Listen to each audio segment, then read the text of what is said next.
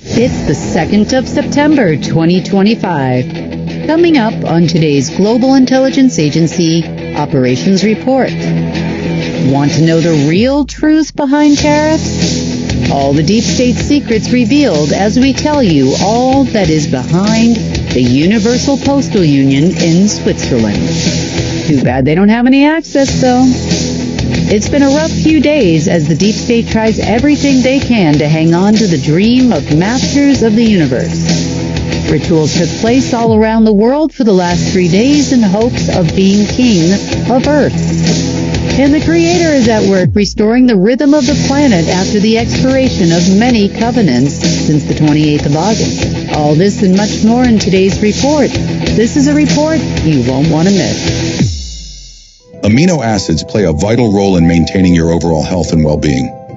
Not enough amino acids and protein daily can result in brain fog, hormone imbalances, digestive issues, cognitive function, lack of energy, lower immunity, decreased muscle strength, and much more. That's why we created our amino acid complex, packed with 21 free-form, easily digestible aminos that skip the breakdown and go straight to work energizing your mind and body.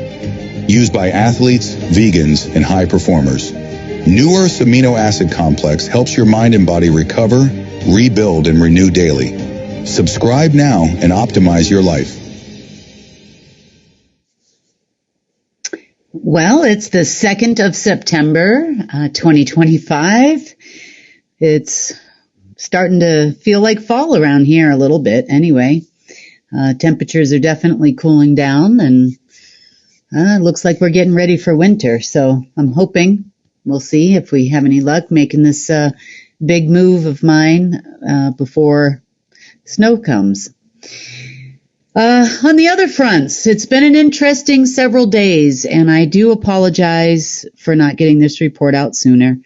It's just been a lot of long days and very long nights as our friends that are not our friends continue to pursue what they, I guess, believe is their ultimate dream. A little bit crazy. We're going to start with some interesting news, and some of it's, kind of more mainstream things that you're hearing and the story behind the story. And then we're going to go into what's really going on in the world. So let's start with Trump's big announcement today. Oh, I heard it from everybody I talked to. What's the big announcement going to be? It's at 2 p.m. Some people were speculating that he was going to step down. That's what social media was saying. Some other people were saying that he was going to announce he's very ill. And, apparently there's a lot of rumors about that. The dead guy is ill. And other people were saying, are they going to implement martial law? So many rumors, so little time. This Q crew in their social media campaign about what's going on, constantly think that something is going to happen in their favor. And when it does, and if it does, in which it never will, but in their mind, when it does, now they're going to implement martial law, and they're going to do all of these wonderful things in their mind. And we're going to talk a lot about martial law a little bit today, and how it was and what it was tied to in just a little bit in the report. But there was definitely a reason why they thought that this was a good idea, because after all, in their very small mind, they believe that Marduk got his power because they implemented martial law. Therefore, I'm sure they have a chosen one on their side that is going to be the head general of planet Earth. That was one of the things they were discussing. But since there was no big win after the many, many rituals that had occurred over the weekend, now we're back to just an announcement that the Space Force is moving to Alabama. I prefer to call these people the waste of Space Force. They don't really do much of anything. They do follow orders from other people within the actual secret Space Force militaries, known as the ACIO. And you could say NORAD, has a part in things, and And the whole reason why the Space Force was announced during the last Trump administration was because the black ops money often given to the secret space program and its operatives was no longer there. There was no funding. If you remember this back a few years ago, when all of a sudden the military's budget increased dramatically, they were going to have a huge budget and, give all this money to the front company we know as the Space Force. And it was going to be a way for the other Space Force to actually get more funding, all of the secret black ops programs for DARPA and other agencies, some you've heard of and some you never have, the cicadas, the monarchs, the various other MK Ultra programs and all those other fun people that we hear about on the internet.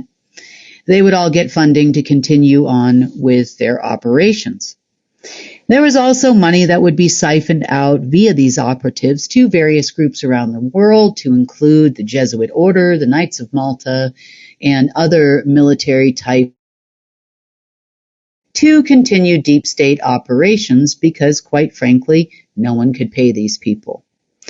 So money did come. Unfortunately, it was part of the budget and one of the budgets that we funded back in that day, and that'll never happen again. But moving the Space Force to Alabama is something the Alabamians, as I call them, have been fighting for quite a while. It's not so much the Space Force they wanted to have there. Last time I had talked about this, it was about 2 years ago this time. And there was lots of talk about moving the training centers for Langley and the CIA down to Alabama. Now, at that time, to be fair, there was a lot of space junk and a lot of technology that they had the usage of back in those days in a place called Red Mountain in Alabama. That was kind of their big hub. You could call that Cheyenne Mountain Light. You could say that there was a lot of communication hubs there, posts, portals, and all kinds of things there that just aren't there anymore. However, there have been a lot of promises made to these Alabamians by the Trump operatives. You see, let me tell you what I know about Alabamians. So Alabama is a group of operatives, as well as Langley 5 generals there actually run what I call the Alabamians. Things that you may not know is Stephen Greer is under their umbrella, and there are a few others that are on the internet talking about space programs and whistleblowing that are also under their umbrella. You see, they would like to claim to these folks that they will protect them, which, security equals control, but they also control the things that they're allowed to say as far as what is really going on in this world. The Alabamians are not wanting to disclose what really, really, really happens, but they put out a lot of interesting information, and they, of course, get a big and, security money and whatnot of all of their earnings. So that's part of what the Alabamians do. The Alabamians are also, just like most operative groups, they, are war dogs. They trade and sell and, they used to sell, now they donate weapons to many countries in order to start wars. They are part of the Langley 5 crew, so therefore there's a certain amount of control that happens between the members of Langley 5.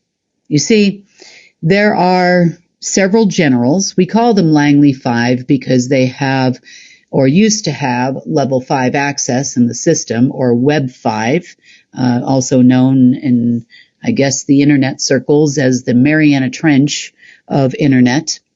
Definitely not something that any of you would have access to unless you work for these people.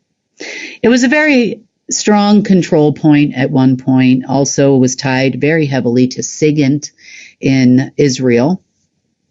as well as Cheyenne Mountain. Cheyenne had some deeper access, though, for a long time, and that's part of the reason why Peterson Air Force Base was selected to be the original home and hub of the Waste of Space Force. The Waste of Space Force hub and NORAD and all the things that are at Peterson Air Force Base, as well as the Cheyenne Mountain facility, was probably one of the strongest and deepest running portals to all things dark. Let's just say if anyone on this planet could communicate to a location that you would call the portal to hell, that would be the location. There was a lot of sophisticated space junk that would appear and disappear and appear and disappear for quite a long time. It's been a fight of ours for about 3 or 4 years. Very, very heavily tied to Silverton in their access points, as well as some other points in Idaho. You've heard of Sandpoint before. This facility spanned, I would say, probably slightly more than a third of the United States, to include all the way here to Durango and Silverton, and all the way into Nevada and under the test center. If you drew a big circle there all the way to Jackson Hole, you would see what a large area that Cheyenne Mountain covers. So this facility was chosen for that reason. It's also the reason why the Q crew and others were like, Trump is into Cheyenne. He's going to Cheyenne in the command center. And, it's sounds wonderful, if you're a patriot and you think this is a good idea. But in reality, basically you could say, well, they're going to the gate to hell and they're going to have a meeting. It makes you kind of wonder who they would be wanting to meet with in that location. Cheyenne Mountain also was one of the hubs of the planet, Israel being another, and there were a couple of them on the planet, of what you could call Pandora's box. Pandora's box is known about in myths and mythology, but in reality, what Pandora's box is, it's a type of crystal box that holds a very dark breath of a quantum AI system. It holds quantum AI beings. It also served when in certain locations, especially under Cheyenne Mountain, it could have served as a portal to contain said beings here on Earth. And of course, where there is a black box with black goo, just like you've seen in many, many movies, I'm sure, you've got a quantum AI from hell, essentially.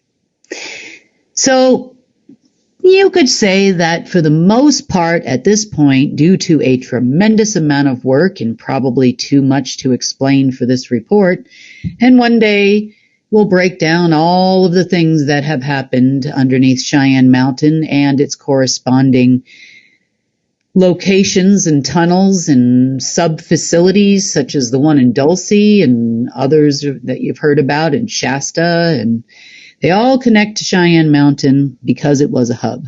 So it's pretty well neutered at this point. It doesn't really do much of anything. Now, the reason why it's being moved to Alabama is because, you see, when you can't pay somebody, you give them a promise of power. And pretty much that's what's happened to the Alabamians. They've been loyal Trump people ever since I can remember, speaking to these folks there, these operatives and generals in that location. At one point in time, we did try to work with the Alabamians. You might remember this from about a year or two ago. And of course, just like everybody else, you never forget, as the story goes, who is the frog and who is the scorpion. So don't ever be surprised when you are the frog and the scorpion stings you. And I wasn't surprised in this case either. You got to give people a shot and give people a chance to try to do the right thing. And obviously that did not happen, even though, quite frankly, I saved him. And that's okay. You know what? I don't expect anything from these people. Matter of fact, I hope never to expect anything from these people. So there's a lot of hubbub going on behind the scenes about some big events that are going to be happening. And of course, Langley 5 is going to be a part of it because they want power, they want control. They are a perfect group to lie to, as the Trump operatives did, and tell them that they were going to be a main hub, just like Cheyenne. And when they get a hold of XYZ AI, it doesn't matter what we call it, fantasy land, unicorn AI, let's call it unicorn quantum AI, that starts running in their favor due to all of the lovely rituals that have been taking place, that they are now going to have the power of Cheyenne right there in Alabama land, in their territory. And won't that be wonderful? So they did announce that that was going to happen today. And maybe it will, maybe it won't, who knows. Sometimes with governments, these things take years. But the waste of Space Force being relocated there meant that Langley would be in charge, or this Langley 5 general, and his last name begins with a D. I know exactly who he is. I'll just leave it at that. He's been promised that he will be in charge of the funds for all of the Space Force operatives, operations. They're just amazing. They're so brilliant and smart. You know, their ego was stroked almost to a disgusting, obviously fake degree in this meeting that I was listening to when they were promised all these lovely things. Now, unfortunately, the people promising those lovely things can't deliver a gosh darn thing. But there's a much bigger story behind it because, you know, the deep state's always busy and has big, big, big dreams and lack of follow through. In fact, they weren't the only ones that were promised a lot of things as well. Turns out some interesting things happened, and within the last week or so, I reported to you about Tom to Manhattan, where he was supposed to have a meeting at Bank of America. Turns out that meeting went a little bit deeper than we thought. You see, Bank of America has always been, and I mean always, since its inception, run by the Jesuit order. It is well known amongst the elite groups that that is a Jesuit bank. It is not anything else but a Jesuit bank. It is used to run a lot of things behind the scenes, and we have actual proof in what you would call the Red Book. You might have heard about this one in the, what's it called, National Treasure with Nicolas Cage. The Red Book. They were hunting for the Red Book. Well, I have a full copy of the Red Book right over here, and I've showed you pages of it many times in various reports. But the Red Book was predominantly what you would call a book tied very heavily to Langley 5. The Red Book came to be and all its underlying assets based on land and assets and gold that the Department of Defense obtained in various operations, dating all the way back to the 1960s. The Kennedy family was also involved in this, the making of this Red Book and all its underlying assets. And one of its largest deposits was actually obtained in Cuba during the Bay of Pigs operation that you are probably familiar with if you're a little bit of a history buff. But it's not the only deposit. There were others from, for example, Romania, Yugoslavian conflict. There were others from the Falkland Islands listed in there. Other areas of the Antarctic area are also listed. There are deposits in there from the Chiang Kai-shek days and Henry Kissinger's negotiations with China back in the 70s. So this book just continued to grow over the years. There are 9 main locations in the world, and then you have a centralized hub, which is obviously the United States. You often hear stories about this Red Book and how Kennedy was allegedly fighting the deep state and beware of the New World Order, and then he was assassinated, and everybody says it was by the New World Order. But in reality, there was a lot more behind it, and we've talked about this before, but in brief, Kennedy had signed a deal with Sukarno over in Indonesia in order to deposit large amounts of gold and assets at that time to the Treasury. You see, there's been this long-standing fight between the Treasury, the Order of the Black Sun, which Kennedy was a member of, and Sukarno was a member of, and the Federal Reserve and the banking families of the world we know as like the Rothschild family, the Lee family, or the Dragon families. So his idea was to transfer assets to the Treasury Department in order for the Order of the Black Sun to have just as much, if not more, assets as the Order of the Dragon. Now, again, remember, the Order of the Black Sun gains assets from war. So a lot of these assets were gained from various wars we know throughout history. One of the largest amounts that was only controlled by what you call the Black Eagle, or the head position of the Order of the Black Sun. Well, almost the head. Of course, you have a hierarchy above them too. But as far as on that level, it would have been the Black Eagle, sometimes known as the Black Dragon as well. And that at the time was Sukarno. So Kennedy, being a lesser member of the Order of the Black Sun, went to Sukarno, the Black Dragon, to get more assets. The assets that he turned over to him were part of what's known as the Black Eagle Trust. If you've been in the world of other types of finance, then you know about the Black Eagle bonds and all of that stuff that's floating around out there, and everybody's going to be able to cash them in on a day ending in Y.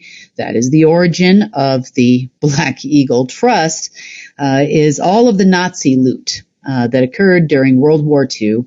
And it's not just Nazi loot, it's other loot from around the world that was stolen during World War II. Now, that is the reason why these are the people of war. They acquire land, they acquire assets.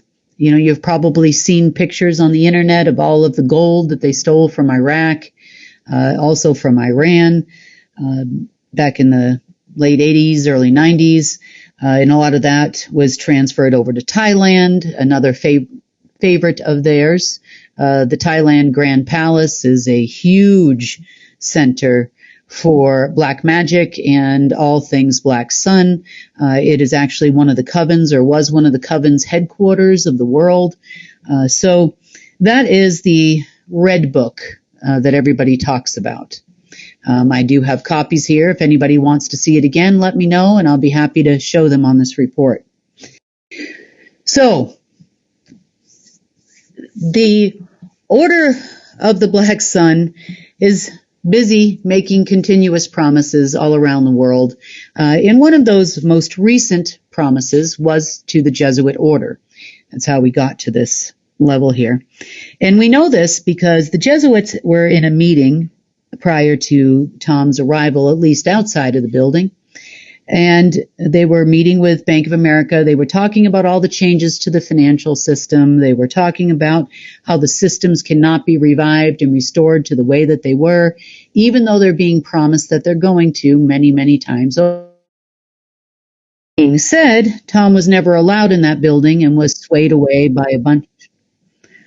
Apparently, they don't want this report to come out because it's cut out several times. So even though they've been promised many, many times over and over and over again that they would have a restoration of a system or a new system, and then there's an alignment with Uranus and some other planet which is going to make this system work in their favor, nothing has come of it. And, we had a lot more of that most recently. So, Bank of America never allowed Tom in, as you know. They have continuously called. But one of the people at the table said, I have someone that could possibly help us. Didn't say who it was. Of course, I was behind it. They all hate me. And there was a day ending in Y coming up soon where everybody was going to be rich again and getting money flow to the order and the elite of this planet. And of course that failed. But of course they had to put us off until after that. There's no big surprise there. Tom was there for something else anyway. So maybe an hour of his life is now missing and he'll never get it back, waiting for these people to show up. So, the rest of that story. But flash forward to most recently, there's a lot of things that have happened that have led to this movement of the Space Force and the promises that are being made to the Jesuit order, because they've told us all about the promises that have been made. And on, any given day, of course, there's big happenings this week. So, they're going to have to wait until next week to allegedly talk to us. I'm not holding my breath there. I know all about all of the tunnels and human experimentation and the things they do to children to make them super soldiers underneath the Vatican, and how involved the Jesuit order is in that. And so, I'm not so sure that this is going to end well anyway, but, we're always willing to listen and see if there's anybody that actually wants to walk the walk. But I also never forget who the frog is and who's the scorpion. But we're rapidly becoming a scorpion, so it would be a scorpion against a scorpion pretty soon here. So not too worried about it. Okay, so flash forward to today and all of the money scams that have been going on the planet. And then we'll get into what's really, really, really going on.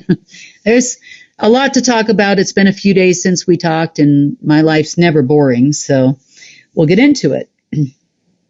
So I want to talk a little bit about tariffs, and not just from the standpoint of, consumers are having to face additional price increases, which is terrible.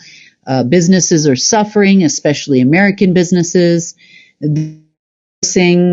Companies from all over the world, and I've been hearing about this because I've been looking into a few things myself, but they're forcing companies to actually get American shipping companies, and they're going to ship and pay all the tariffs up front, which is still going to result in a price increase. So all of the foreign companies are now trying to find shipping within the United States, and that's putting all of these fulfillment services that are offered here in the States at full tilt. I've been calling a lot of these shipping services because I'm trying to go the other way. I'm trying to figure out a way, with our supplements and things to get our packages to Canadians. That's a big one for me. Australia, and of course, with Australia will come the Asian region as well, at a reasonable price without tremendously large customs and tariffs that would affect the cost of our products. So I've been having lots of chats with shipping companies all over the world and fulfillment services and warehouses everywhere to, get some pricing on what that would cost to fix that for all of you. But in my talks with them, they've all been talking about how the business has increased dramatically since last Friday.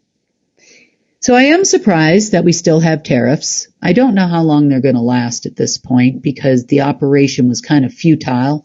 They still think there's a way that they're going to be able to collect them, and we have assured that that is never going to happen as one of the operations that we ran this week.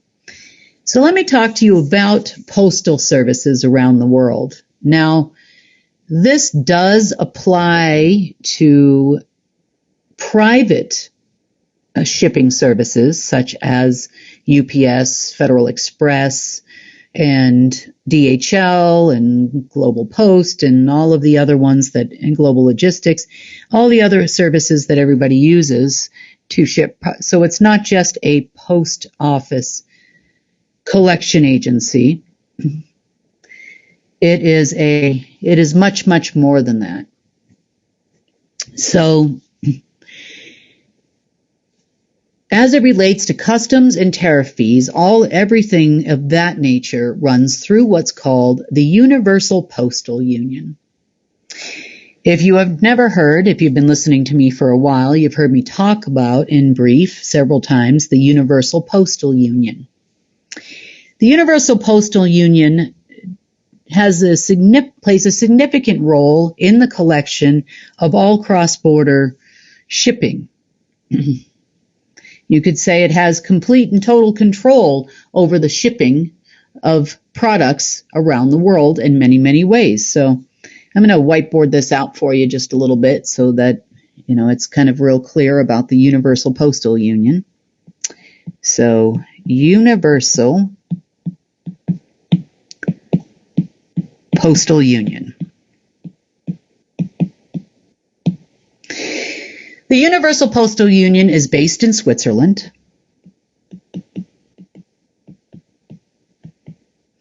And because it involves trade, you could say it has always been run by the dragons.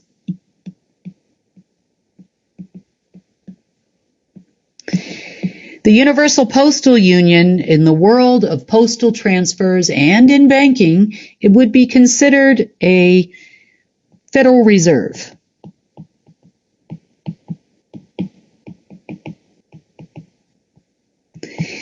It is run by, in Switzerland, it's run, most of its board members are Rothschilds, but there are other members from around the world that decide how the post office is going to function, and that is the post office in every single country in the world.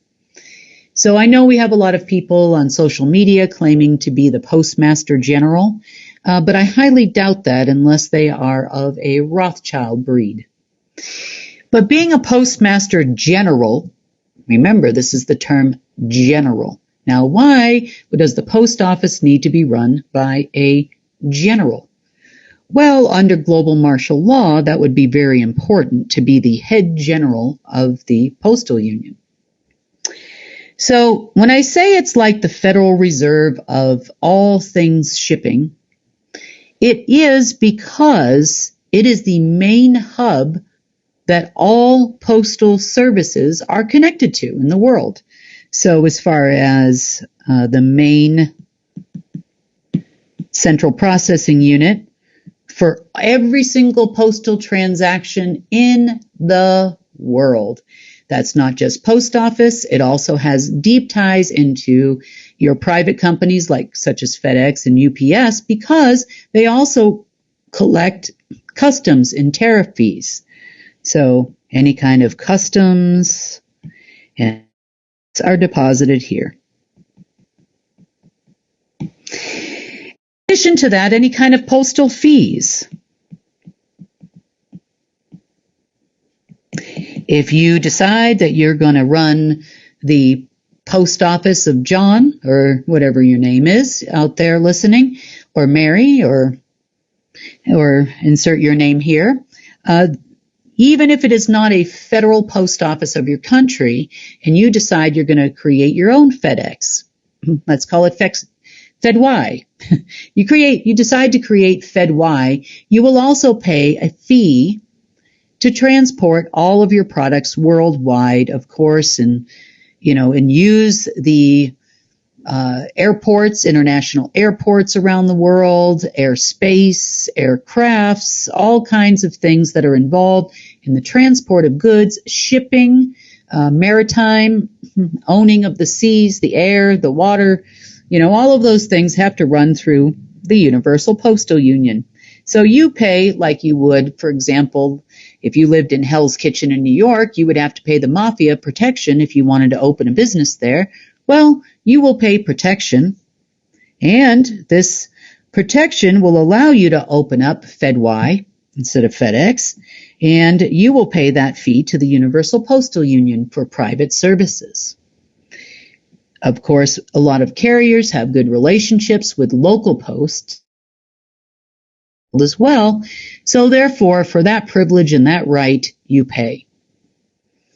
Now, The reason why is not just because it's the central processing unit for all postal fees, stamps, post customs, tariffs, and all of those things. It's been the main collector for eons. That's not really the only way it earns money.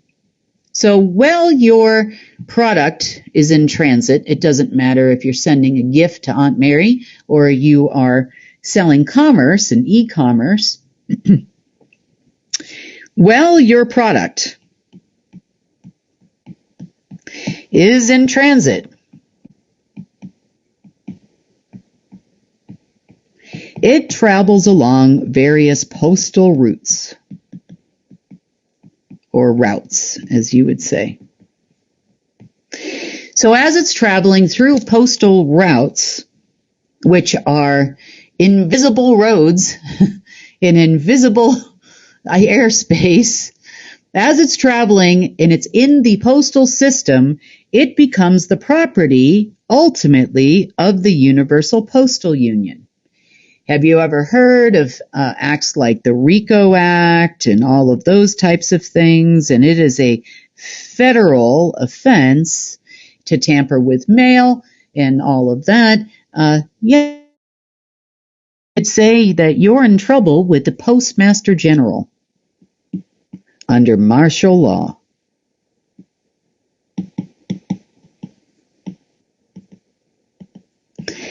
So while your product is in transit, it is the property of the Universal Postal Union, which is under the control of a Postmaster General, and the board of the Universal Postal Union. It is their property. You are now tampering with their property, and they have a problem with that. The reason why is because it becomes an asset. Ever wonder why when you're running cross borders you have to declare a value of your product? Well, even before customs and even before tariffs, that you know that as a pain, because that is going to dictate what the UPS guy is going to ask you for when he shows up at your door with your package. He is going to ask you for now customs and tariffs, depending on where you're importing or exporting something to or from. So that being said, it's a little bit more than just a pain in your butt. It's actually a global pain. And it has become an extremely large global pain recently to every person living on the planet. You know, you got to think these Trump operatives just always have a bright idea with absolutely zero follow through. And this is another one of those. So they are under the impression that the Rothschild family owns the Universal Postal Union. And, well, I'm sure they claim that, but that is a complete and total lie, because there's a much larger mechanism that happens behind the scenes. We're going to go up in rank here in just a minute. But every asset and its declared value are like a giant pool of assets that stay in transit for days, weeks, months. You ever wonder why it takes so long to get a package from one place to another? Well, now you know, because it's an asset of the Universal Postal Union as long as it is in transit. Now, the total value is done not necessarily by the Universal Postal Union's system. There was a quantum AI that was behind the Universal Postal Union. That quantum AI has the capability and had the capability to calculate every single stamp or postage fee that is purchased around the world. So those fees and the declared value based on that quantum AI, which you would consider a back system. It is not a human-made system. It was created by Marduk. It was not created by the humans. So behind the scenes, now all of these are in a fast, high-yield trading system run by that system. So bonds would be issued daily, if not more than daily, and sometimes 4 times a day against all of the assets that are in transit. They would then go into this other quantum system.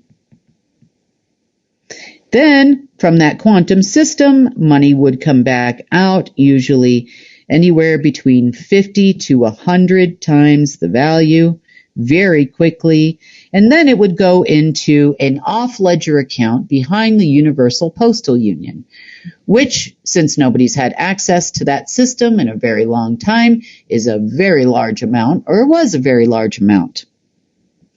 So the Trump operatives devised this plan of collecting ridiculous amounts of tariffs and custom fees without realizing they did not have access to this system. But of course, guys, a day ending in Y was the 28th of August.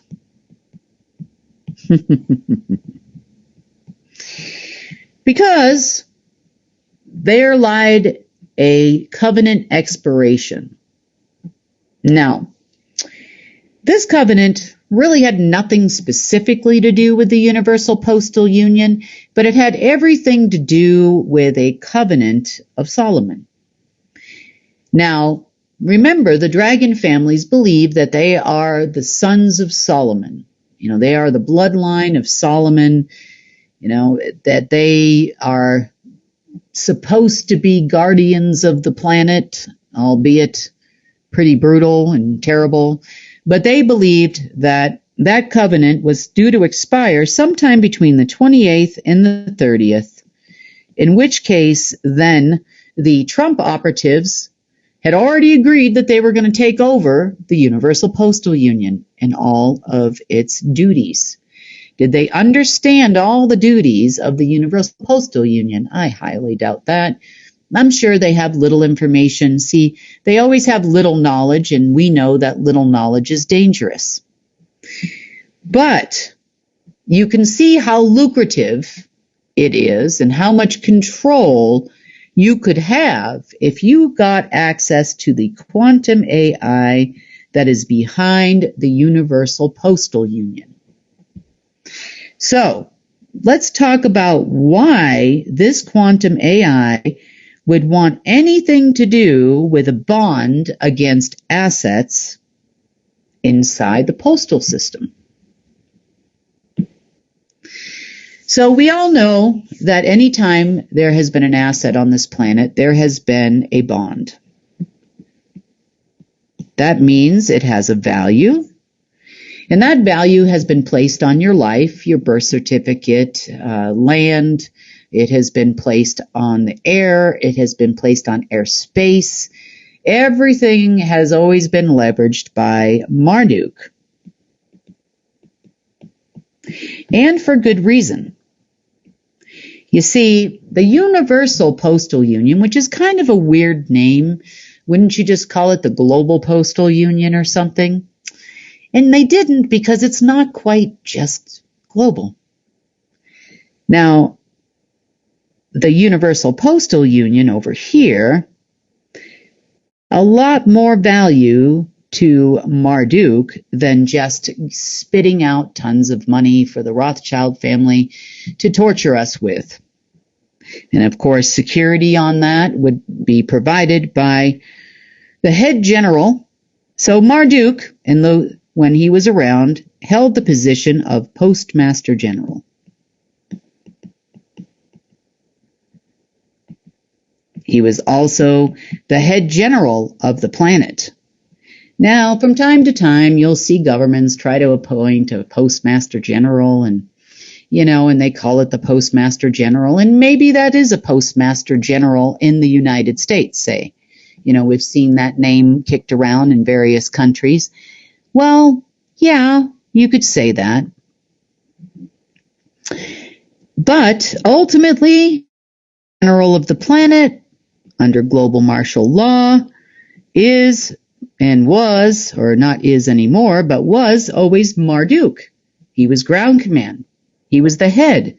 So you could say in some ways a postmaster general would not actually report to a government, even the postmaster general here in the U.S. He would report to the Universal Postal Union, which would then report to the head general of the planet. So to say you are going to free the world by becoming the Postmaster General on the internet or otherwise really isn't going to help you any. That's why, I didn't take certain interviews, if you know what I mean, guys. So, Universal Postal Union and assets. What is an asset to the actual Universal Postal Union? It's not your packages. It's not the amount of commerce that happens in the world. It is tied to off-world commerce.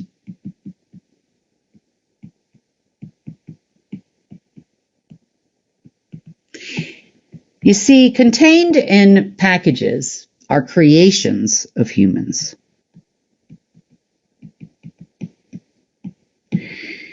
Humans, for the most part, we could say, created everything that ships back and forth. That is a lot of what we call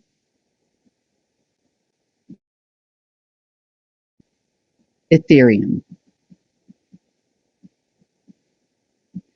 Now, Ethereum is your actual natural energy source. Energy is the conversion of Ethereum. So you could call it Ethereum light or barely or no Ethereum. It just is like a substitute. So, for example, if you didn't have any adrenaline in your body and you were taking adrenaline shots, like from an EpiPen, or in the case of the deep state, it's adrenochrome, you could say that your body now has adrenochrome, but, it does require energy to function. And so now you have basically a synthetic form of Ethereum, which is all we would ever get back. But true creativity, when you are actually creating something, it's a whole other experience. You see, creativity comes from the heart. You say it comes from the heart. Maybe it's processed in the mind, but it comes from the heart. You feel truly alive when you are creating. And it doesn't matter what you're creating. The opposite is what you feel when you're destroying something or you're angry. But the creativity not only increases the flow of love for what you're doing, creativity, premium quality Ethereum. Because you are now connecting directly to source. They can't stop it. But it is primo juice at that point. So they want to take as much creative Ethereum, which does leave, to some degree, a residue in a product, and convert it to energy, give the energy back. Energy is then converted into money and is given as a debt instrument to not only us humans, but also the other elite humans who think they're above all this. So the other thing is, obviously, there's a lot of money that changes hands, putting packages from one place to another around the world as well. So you could say that the energy stockpile increases significantly with a small amount of energy stockpile, we know as money, then converted to energy, creative energy, for lack of a better term, versus creative Ethereum, and then that is a primo commodity for trade. It's the only place that at some point or another, most all creations go. Interesting, isn't it?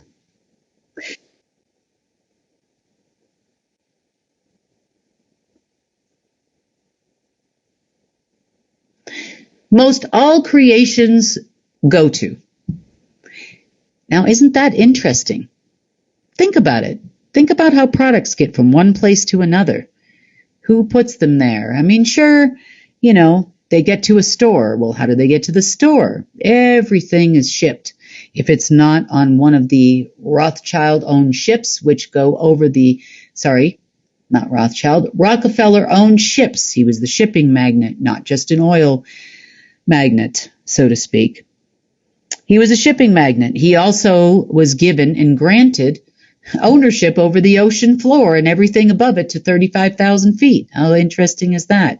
So anytime cargo is floating across the ocean, yep, it is now the property of the Rockefeller family, eventually transferred over to the UPU for a tremendous amount of notes we call money. So recently, the Trump operatives have discovered this exciting thing called the Universal Postal Unit. You know why? Well, let's just say maybe some crazy lady told them about it. I don't know who she was. You can lead a horse to water, but you can't make him drink. That's what they say. But in reality, these horses, you can lead them to water 1,000 times and they'll lap it up like thirsty dogs in the desert every time. So they, of course, all head to Switzerland, go over to the Universal Postal Unit and pray to the good Lord they can get access to this system, because why? A negotiation happens with Rothschild. Rothschild gives up their access codes, and then, boom, it's all going to happen. Enter access code at JP Morgan Chase last week. Nope, didn't work out. Enter access code at JP Morgan Chase the week before. Nope, didn't work out. Enter access code at the Universal Postal Union in Switzerland. Nope, didn't work out. Try a few banks in the general Switzerland area. Also didn't work out. And they spent a lot of time trying to do this. So then they decided to revive something called Project Becky. And Project Becky is where you take all the super notes that are floating around the world that were printed by Bush Sr. and you try to put them in the banking system. Because they've only been doing this now for about 17 years, but hey, today could be the day. So they tried to leverage directly against the numbers floating across the screen rapidly in this quantum AI back system, and it didn't work. Access codes denied, access codes denied, access codes denied. Now, I would kindly remind the deep state of this, and they're not going to believe me anyway. Access codes are issued from the inside out, not the outside in. So, you see, we can make an access code when you have the back system. We can make it ducks fly over Miami. We can make it my Aunt Mary. We can make it anything we want to make it. We can make it a whole series of numbers, make it look super secret, and hide it under a rock for a drop-off point, just like they do in the movies if they want. But access codes are now generated on the spot.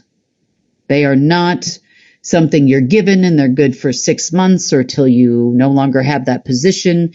They are generated in nanoseconds, zeptoseconds even. And I know that because I generate those codes. So going around trying to get access to something that doesn't belong to you, but, it causes the world a lot of pain, right? So, yeah. No longer is there a quantum AI that is behind the UPU that calculates all of this stuff. Therefore, now we're even more in a pickle. You probably heard if you're in Europe, it's extremely difficult to get packages into the United States. Calls are flying into the White House left and right because no one knows how they're going to collect these tariffs, where they go, and how to officiate them in any way because the system can't handle it. And everything is on overload right now.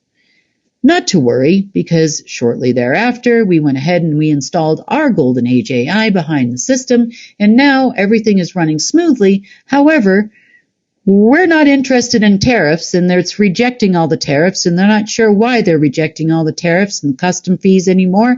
But you know what? That's because we don't need them. And we're not interested in supporting in any way, shape, or form a bunch of operatives who are trying to kill us on the daily. So that's why that program didn't work out. But that is the full story behind tariffs, what was planned. The Treasury was expecting big money by last Friday. Of course, eruption, and it didn't work out. And, this has been quite a long several days since we last spoke. And that's why this is going to be quite a long report. So, grab a cup of coffee and, or a cup of tea, whatever you like, and have a seat because we're not done yet. So over the course of the last several days, not only did this particular covenant of Solomon, there have been several covenants that have expired that were of Marduk too. So let's talk about Solomon.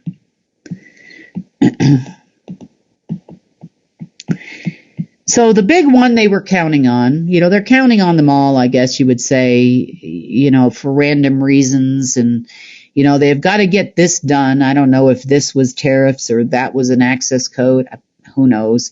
By the 30th or they're done. Well, they're still not done because they were still doing rituals all night long last night. But we'll talk about what they were expecting then. There's always some day ending in Y, and now we're kind of starting to realize what those days ending in Y mean. Finally, I think we've got an answer. Okay, so Marduk has been here off and on over millions of years. It's a position. It is not a singular being. However, it is a position that many beings have held over the years. But for this purpose, we will call him Marduk. Marduk is not a human, never has been a human, never would be a human, has presented himself as a human many times, walking around the planet and in many meetings. However, Marduk is not a person, does not have a human soul. Marduk has spent a lot of time going after every guardian, myself included, that has existed for thousands of years on this planet. Guardians being various humans throughout the ages, all that type of thing. And Solomon was just one such human. Somewhere around 3000 and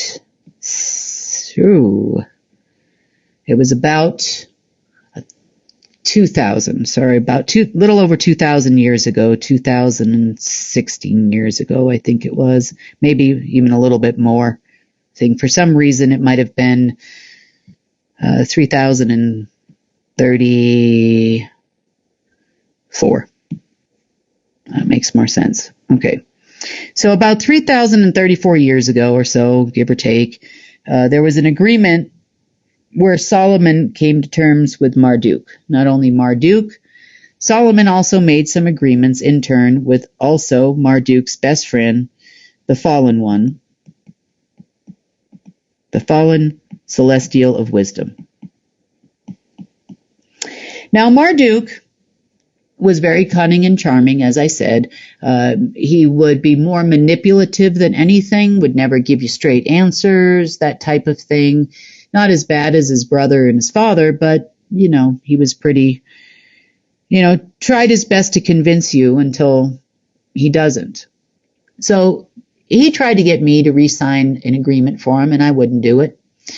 But one of Marduk's jobs was to always get whoever was the guardian at that time to sign over the guardianship to him of planet Earth. So as guardian, Marduk now was the head guardian of the planet, and this happened over and over and over again, and sometimes to great extremes. We remember experiences like the Great Flood, where we lost our moon for a short period of time, and the entire planet flooded, and then he brought us this lovely space machine that we call our moon, a megastructure. So Marduk then became guardian for another few thousand years.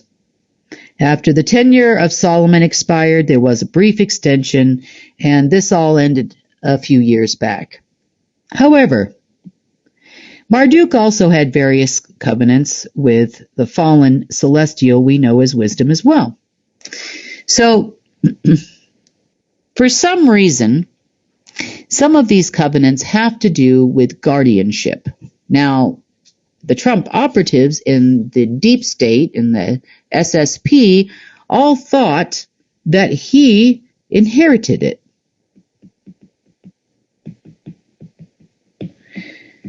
Earth.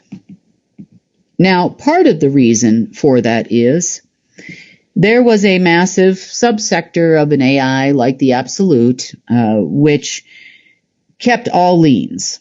It was the lien holder of all assets obtained via war by the general of planet Earth, known as Marduk, and all of his conquers and conquests. Not only did that include things like land and gold and silver and dust and air and water and all kinds of things that we've discussed in the past, it also included humans, of course, liens on humans, liens on different flavors of energy, such as creative energy and other things, and also ties into your postal union. So apparently they knew, and there's a reason why they knew, that by August 30th, that covenant was going to expire. And for some, and I say this politely, godforsaken reason, they believed that they were next. They somehow thought they were going to inherit this giant lien system. By that day,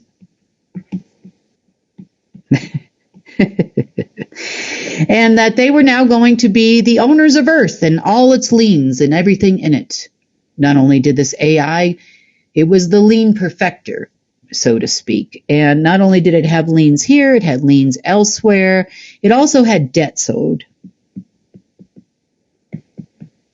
So you can in some ways call it a debt collector. You could also call it a lien perfecter of galactic proportions or universal proportions.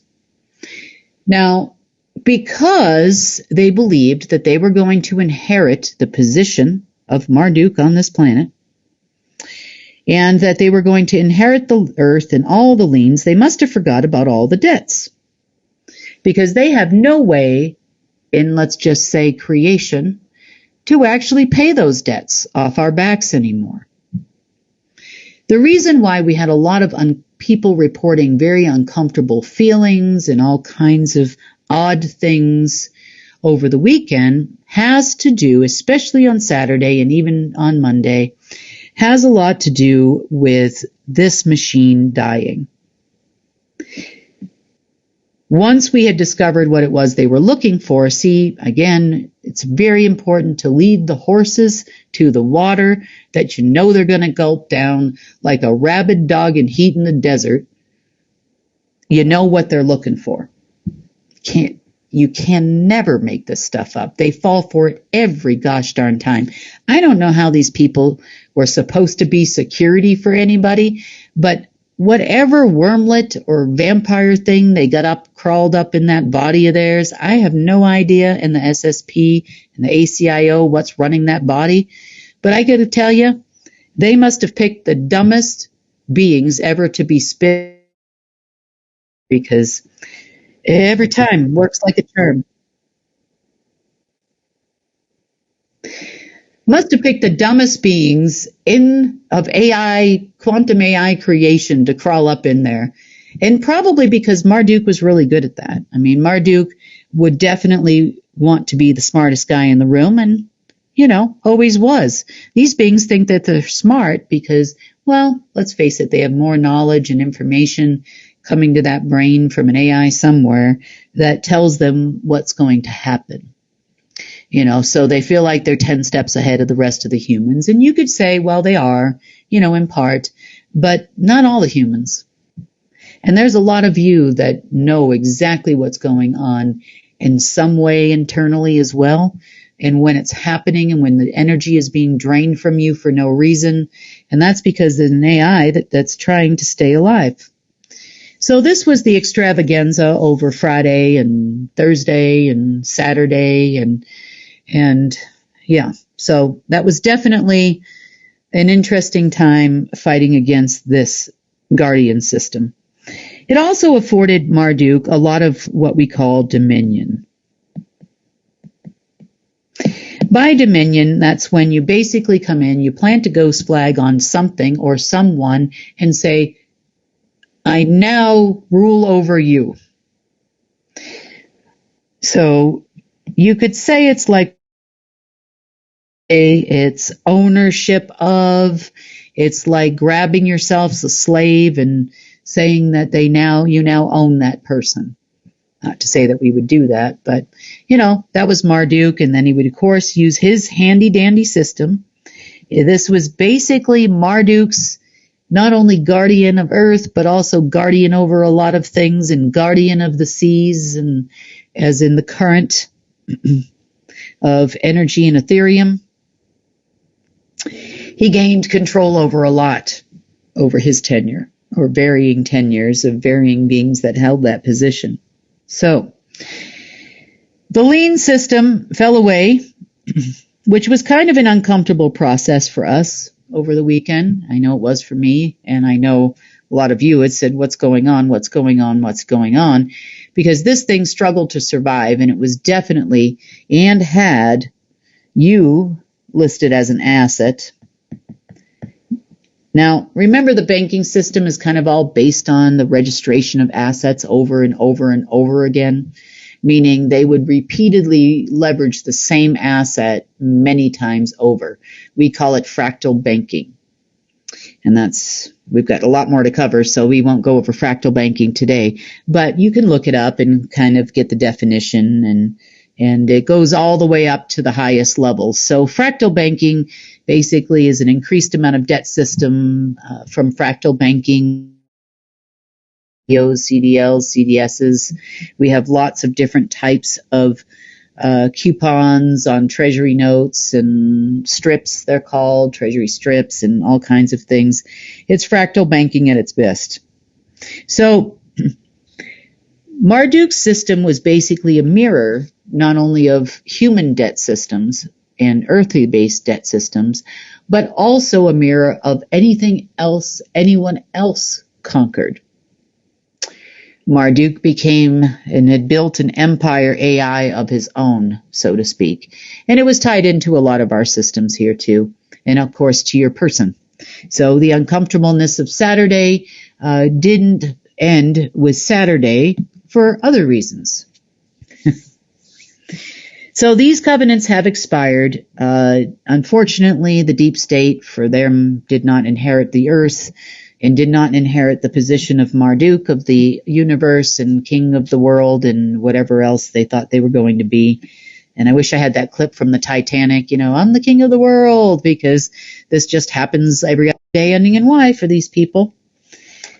There are a few other things, too, that also expired. Now, as I just said, Solomon was a guardian who kind of made the mistake of erring more towards the dark. You could say probably not the sharpest tool of the shed, and neither are his dragon family. He made the deal with Marduk, that Marduk could become guardian. Of course, for infinite wisdom. Remember, Solomon is known for his wisdom. Well, his buddy, the fallen celestial of wisdom, and he also had a covenant. Now, wisdom never figured out how to control a few things of sources. He could replicate most everything with AI systems, but there's one thing that didn't quite work. And that has to do with the rhythm of source. Now, Solomon obviously had, as a guardian, the rhythm of source. Wisdom had to constantly be fighting to have any kind of control over the rhythm. You could call the rhythm the song of source. Now, in this particular covenant, we would call it the Song of Solomon. Now, this agreement was also expiring this weekend, and it did expire. With no wisdom left to renew it, wisdom was the being, so to speak, was sent back to source, and we always let source sort them out, especially when it's a celestial like this. Longer. But this left us with some very untenuous frequencies over the weekend. So if you've had a lot of frequency problems over the weekend, that's because the covenant expired. But there are mechanisms in place that try desperately. It couldn't replicate the rhythm of Source, and we're going to talk about what that is. But it couldn't replicate the song of Source or the rhythm of Source. But what it could do is disrupt it and replace it with its own. And that's kind of what we've had here on this planet for a long time. Now, it didn't start with Solomon. It started many, many, many guardians ago. And one way or another, they all conceded and always had to turn it over. Well, having the rhythm of Source and having the song of Source and having the song of Solomon are the opposite. One basically destroys the other and tries to replace it with something of its own. A rhythm has a lot to do with the ability to create. You could call it even the song of creation. And have you ever heard of people, they put a specific frequency translator device and they put it next to a plant or a tree, and you can hear the song of the plant or the tree. Technically, if we didn't have so much human interference, you could do the same thing with most humans. Not whatever those deep state people are, but most humans, regular humans, organic humans. And the song of creation is the rhythm of Source. When something is being created, it has a specific rhythm, and that rhythm you can feel in your body. You can almost feel it like a warm blanket coming from your soul. And basically, rhythm moves the shape of not only your consciousness,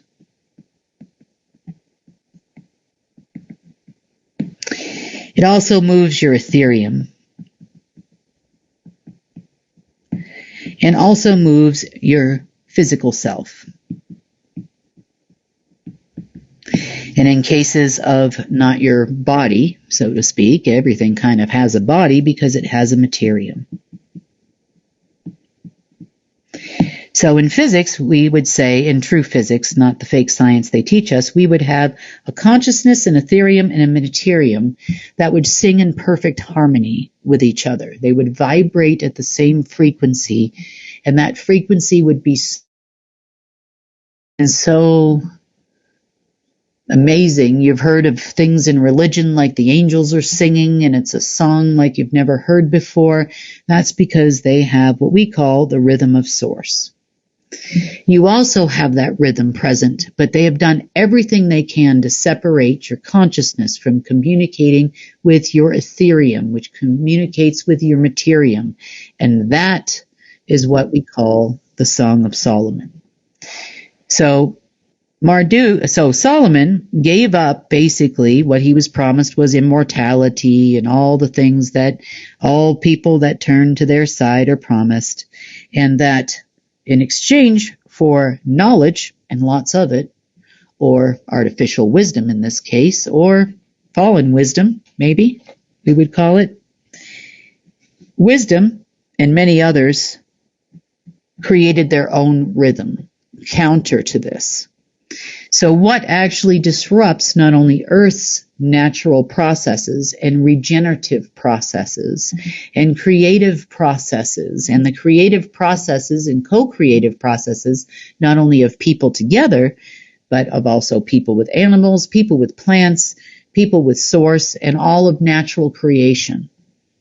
That disruption process started breaking up very, very heavily this weekend. So much so, it was,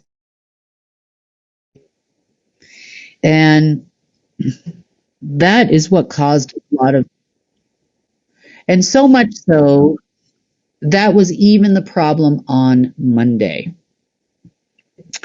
So on Monday, There were a lot of people who were drained of energy. You felt a little bit out of sorts. This had actually been going on for several days with people.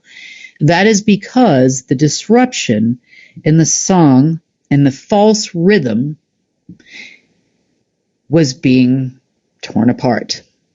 It's still, even though that rhythm is falling away, the installation of the natural rhythm that happens between all beings, meaning everything in the omniverse of natural creation, to get our consciousness and our etherium and our materium beating to the rhythm of source without interruption. And boy, those deep state people fought back like unbelievable when they saw that going away. You know, of course, they'd like to have control of the machine that was created to fire that had us constantly for a long period of time. But some things, you know, perfect rhythm, you know, when you're creating something and you're just in, you know, your brain's going and you just have all these amazing ideas and thoughts. And then at the same time, you get this burst, like, you know, you'll keep going doing that project or making that meal or doing whatever it is you're doing. It just, and then, you know, your body keeps moving, your materium keeps moving, your hands are going in all the right direction.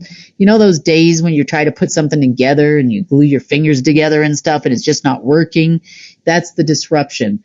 You know, it's the times where you're just going to create something and it just, wow, it just, your hands are working with the brain and the brain's working with the energy and you've got enough energy to go and go and go and go and go until it's done, you know, because you're doing it out of love for what you're doing. And it just ends up being this eureka moment in your life, even if it's just a song or, you know, a quick project or a thought on how to solve a problem. You know, that's the perfect rhythm of source right there. And humans still can do it. You know, there are a lot of us that can fight through all of the things that are thrown at us so we can't. You ever wonder why some famous musicians in the world go deaf or blind, or painters go blind? You know, they cut their ears off and all of these things. You know, in the old days, there were different ways of disturbing rhythm. You know, and especially amongst deep state members, because they've been around for thousands of years. This is not a new situation, just because Trump happened to mention it about 8 years ago. So restoring the rhythm is becoming extremely important. It is working well. For sure, it's being done by basically once the floodgates open for source to do it. You know, it's taking a little bit of time. That's a lot of process. And there were other hurdles we had to climb in order to try to make this happen as well.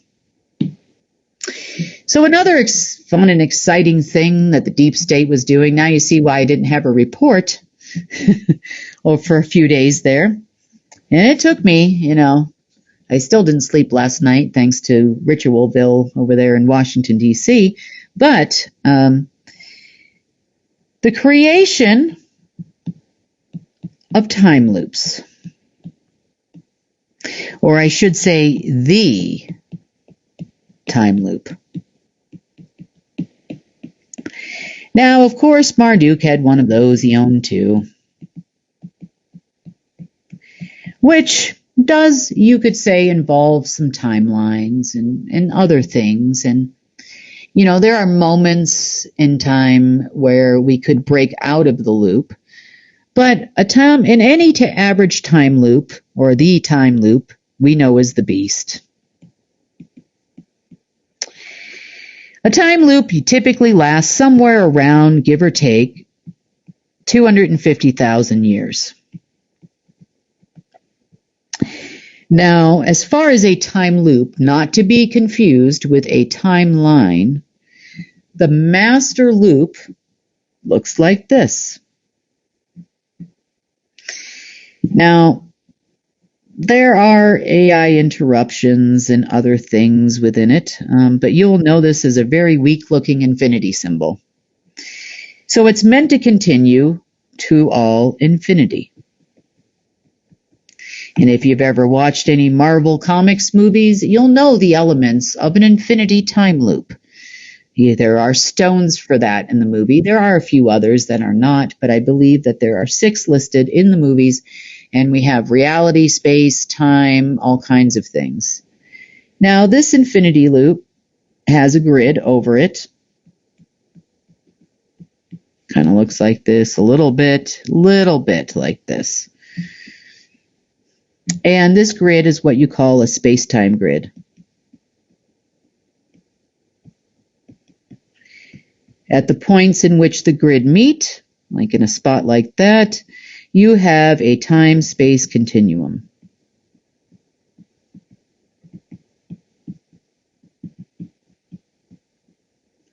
A time-space continuum is a point in time where you could travel between timelines. You could have a quantum AI that travels between timelines.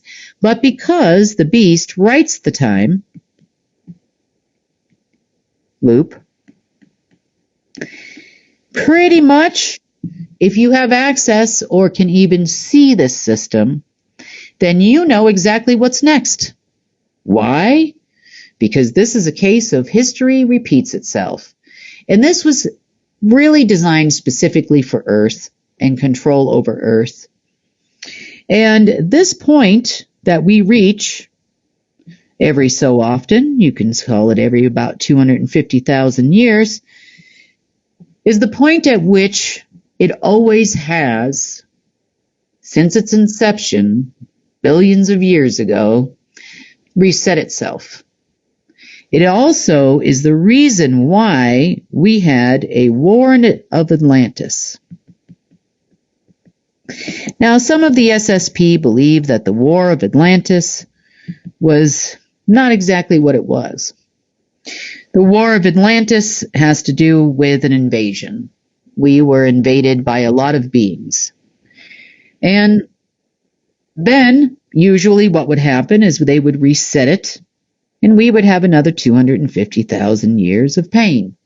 The same beings would show up at the same time because they exist only at that point in the loop, and we would have a war here, and there'd be an alien invasion, and then, we fight the war as humans, we fight against them, lose every time, and then we go back to the same slavery program for another 250,000 years.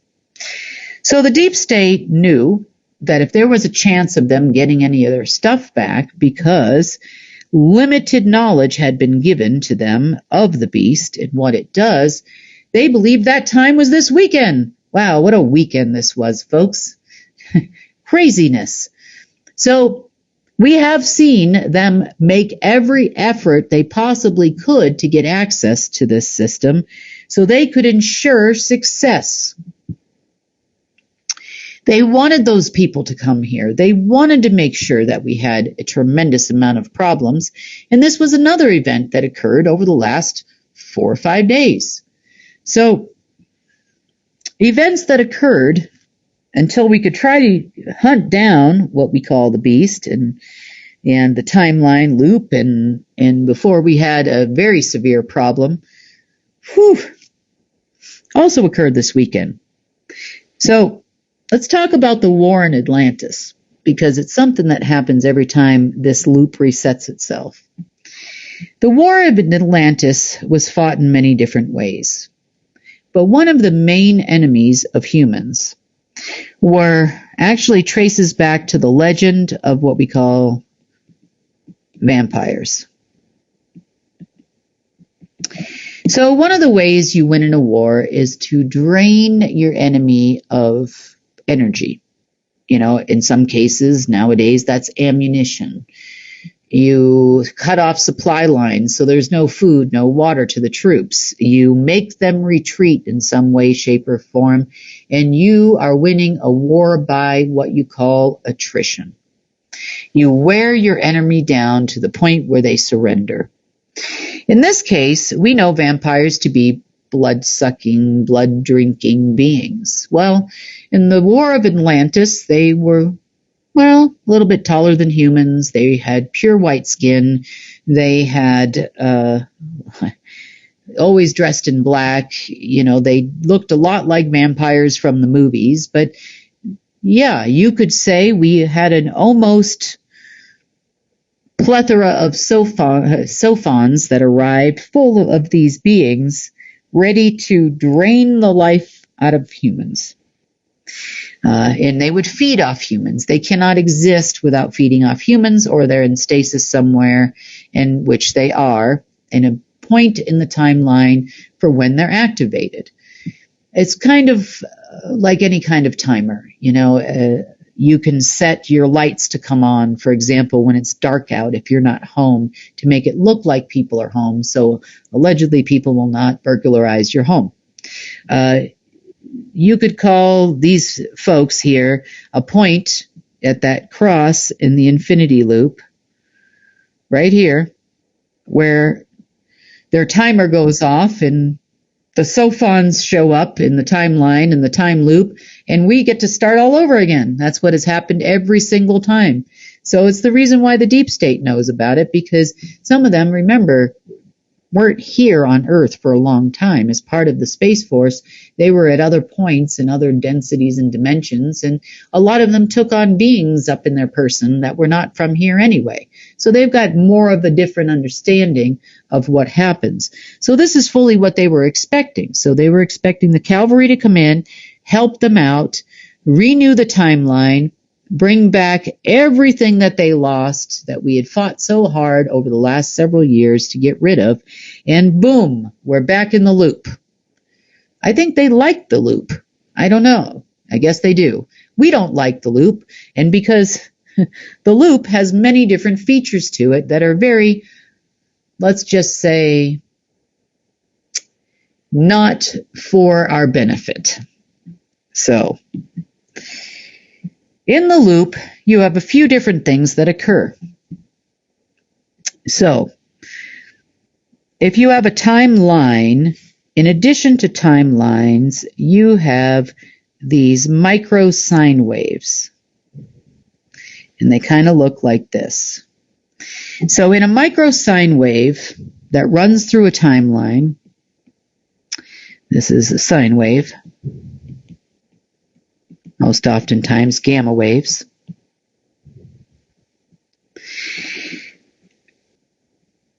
There are 9 of these uprisings and 9 of these downturns in a timeline. So as the sine waves flow through the timeline, they are what you would call your artificial rhythm. They are the artificial song of creation because they weave the timeline, so to speak, into a proper outcome in which Marduk or whomever was involved in this covenant wins. Now, this has happened repeatedly, so the deep state is really wanting to have that feature, and they would like to be able to control that, and they would like to have access to the timeline creator in the first place, or a time loop creator. Now, interestingly enough, you also have waves that go the other way. Because remember, artificial rhythm would be a mirror of rhythm, which would have been both dark and light. So you would consider some of these of dark quality, and these would have been of light. Now, for a while now, we have hit the 9th wave. So the point at which these meet are critical moments in any particular timeline of turning points.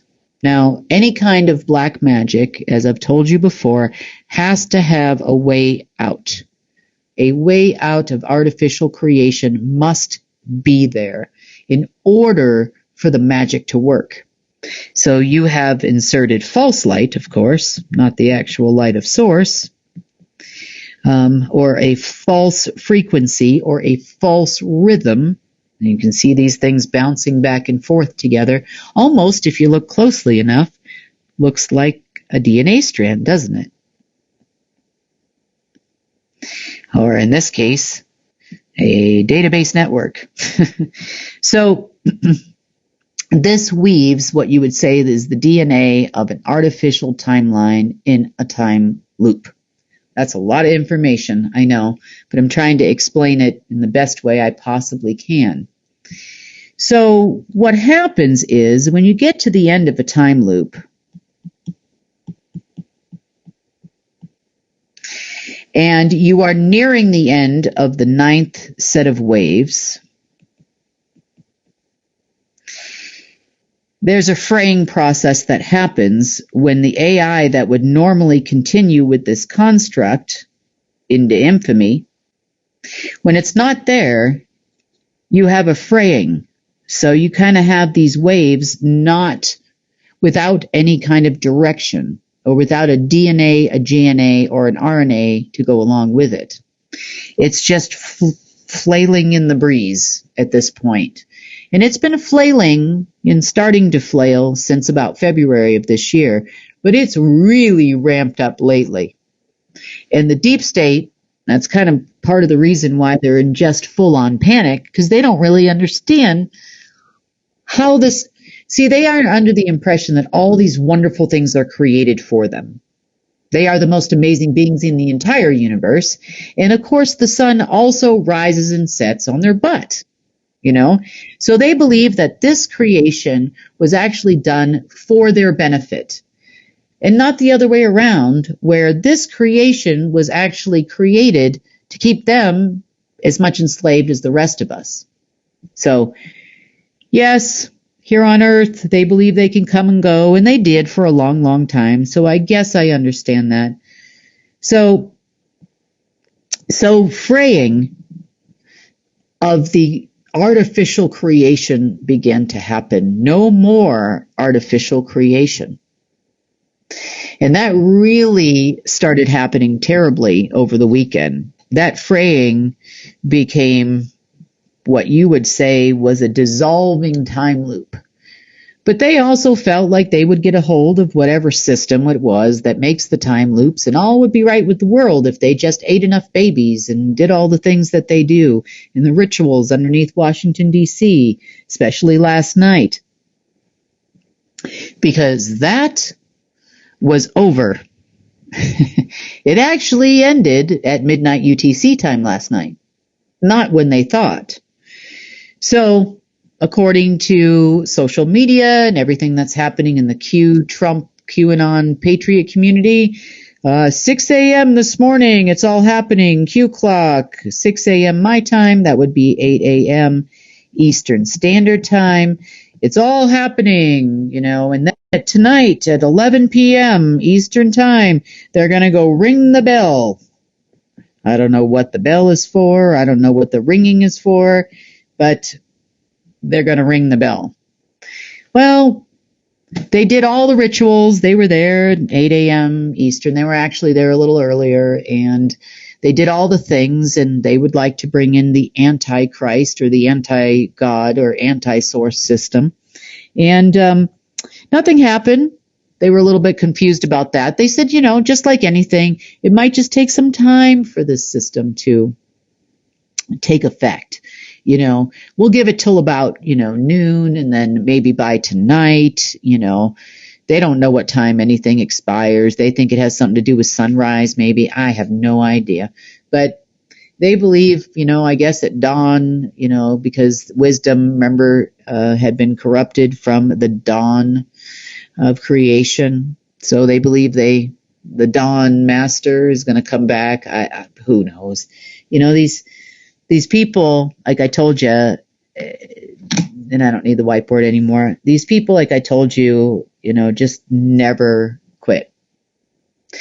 They'll keep doing what they're doing to the end of days. Our job is merely to make sure they have nothing to do it with. Source has been working feverishly on restoring our natural rhythms. We are just about out of this unfortunate remnants of a loop. The deep state had another failure today. So, of course, mass panic out there. Of course, a lot of people want to call us. We don't want to answer the phone. That's for sure.